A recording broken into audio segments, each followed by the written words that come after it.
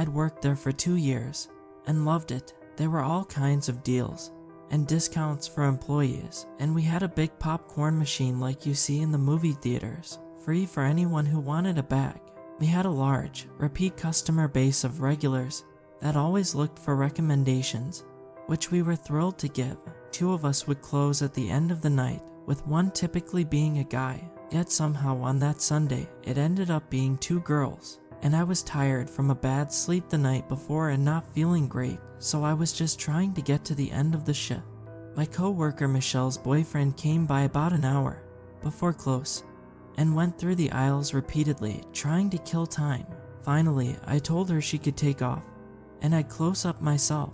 It was a Sunday, so we'd be closing at 8 p.m., which was a half hour away, and the store had been quiet all day, so I wasn't expecting some big rush. A few minutes after they left, I decided to start the cleanup early, which meant going around and collecting the garbage bags from all the bins around the store. The store itself was huge, with dozens of 5-foot-high rows of VHS tapes and large, load-bearing pillars decorated with prop characters. There were TVs playing new releases and all kinds of movie lore. As I walked out from behind the desk to start with the garbage bins closest to the back door, I heard that familiar ding sound come from the front door opening. We had a late customer. I went back behind the desk and put another VHS in the automatic tape rewinder. Those things were great. As the tape rewound, I tried to get a better look at who had come in, but they turned down the first aisle, horror, and the shelves, and one of the large pillars was blocking my view. I waited for them to move out from behind the pillar, but they stayed there. Then the tape popped up from the rewinder, and I let out an embarrassing gasp. I winced at myself and replaced the tape in its plastic sleeve. I set another tape to rewind and decided to start collecting the garbages near the front. When I got up to the horror aisle, the customer was gone. The store was quiet.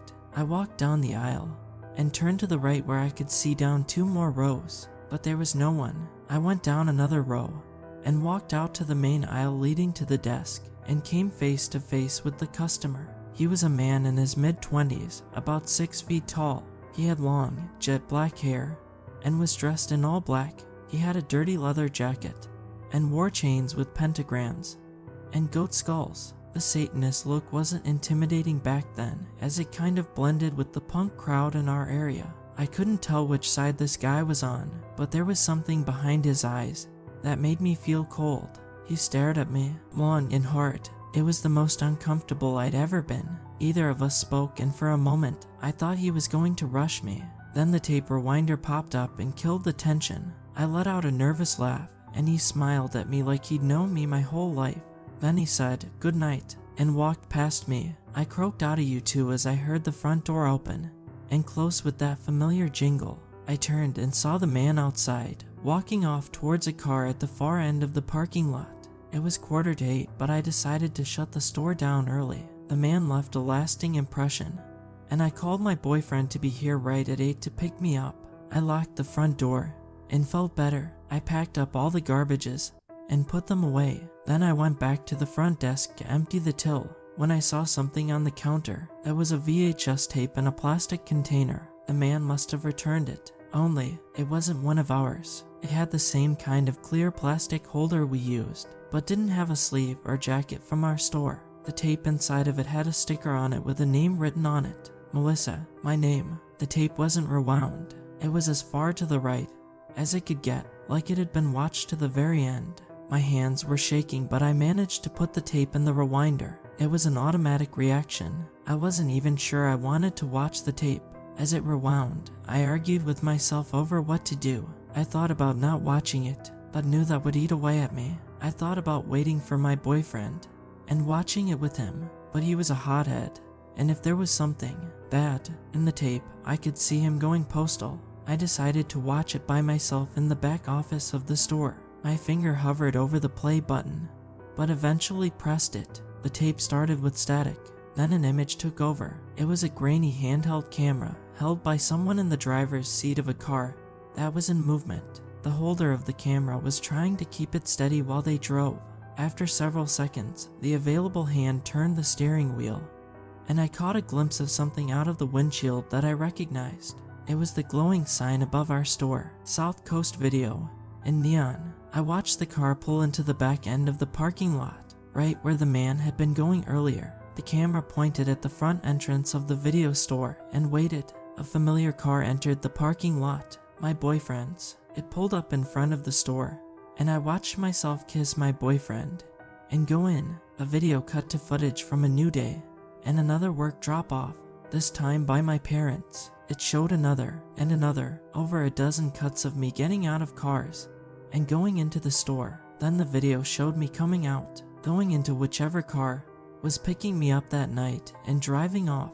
In the video, I recognized the pants I was wearing from the previous day and realized I was watching footage from last night. I watched myself get into my parents' car and we drove off, and this time, the camera followed. The driver was trailing us, and it stuck with us all the way home. Watching my parents' car pull into our driveway, the camera focused on our house number 42, then cut to black. For a moment, I thought that was it, but the tape had more. A new image flickered on. It said it was just after 3 a.m. It was from inside the car again, and it was pointed at my house. The driver's side door opened, and the camera got out. It moved across the street and towards the side of my home. The camera pointed in through windows along the side as it moved towards the backyard. I saw the living and dining room. Both were dark and empty. At the back door, there was fumbling and jangling before a small metal tool was brought out and jammed into the lock. It was twisted and popped the door open. My heart went from beating 1,000,000 times per second to not at all. The man was inside my house. The camera switched to grainy night vision and moved through the empty kitchen. It entered the living room and looked at photos hanging on the walls and books stacked on shelves. It took the whole room in. Then it turned to the staircase, the one leading up to the bedrooms. The camera moved up the stairs quietly and reached the second floor. I pressed stop on the VCR. I wasn't sure I wanted to continue. I reconsidered getting my boyfriend and asking him to watch it and tell me what happened, but I had to know. I pressed play. The tape began with the camera looking left, then right down the hallway. I knew that to the right were my younger brother and sister's room, and to the left was the bathroom, my parents' room, and mine at the far end. The camera stared left, focused on the door at the end of the hallway. My door. The camera moved past the bathroom and my parents' room without slowing. It came to a stop at my door. A hand reached out and turned the knob. It opened a crack, and the hand slid it open further, bringing the camera in. My bedroom door closed with the man now inside. The camera found my bed, and there I was, sound asleep. My thumb hovered over the stop button on the VCR, ready to end whatever I was about to see before it traumatized me for life. The camera was placed on my desk facing the bed.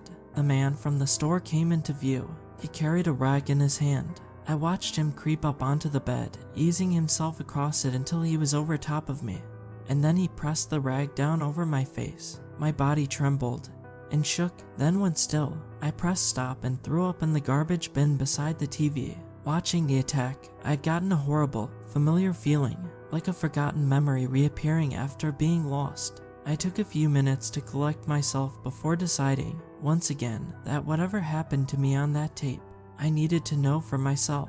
I pressed play again, and there was the image of my unconscious body in my bed, being straddled by a black-clothed goth psychopath. The man pulled the rag away from my face. He pulled my shirt up over my head, then reached around to the back of his pants. He pulled out a knife with a ceremonial handle and dragged it down the center of my chest without drawing blood. Then he put the blade to the palm of his left hand and cut. He winced at the pain, but then resheathed his knife and dabbed his right fingers in the blood from his palm. The man used the blood to draw all over my stomach and chest. He made strange markings on my skin, taking his time while he did. Then the man finished and lit a candle. He held it with his right hand and put his bloody left hand on my stomach.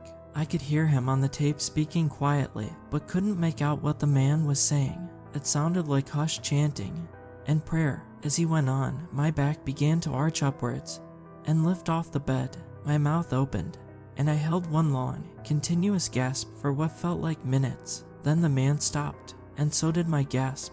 I fell limply back to the bed, and the candle blew out. After a moment, the man got up and cleaned the blood from my stomach using a towel he'd brought. He grabbed the camera from my desk and crept out of my room. Everything went hazy after that. I'd sweat through all my clothes, and my whole body was trembling, but I still watched the camera sneak back out through my house and to his car. The video pulled something back into my memory, a strange, frightening disturbance in the night, only brief flashes in length, and dismissed as a bad dream, but I had a horrible migraine. When I woke up, it all made sense. I showed the video to my boyfriend, and he freaked out. We called the police and gave them every bit of evidence there was, but the man was never found. That was years ago, and the only reason I'm thinking about it now is because I'm pregnant, and there are strange markings appearing on my growing belly that look a lot like the ones the man had drawn in his own blood.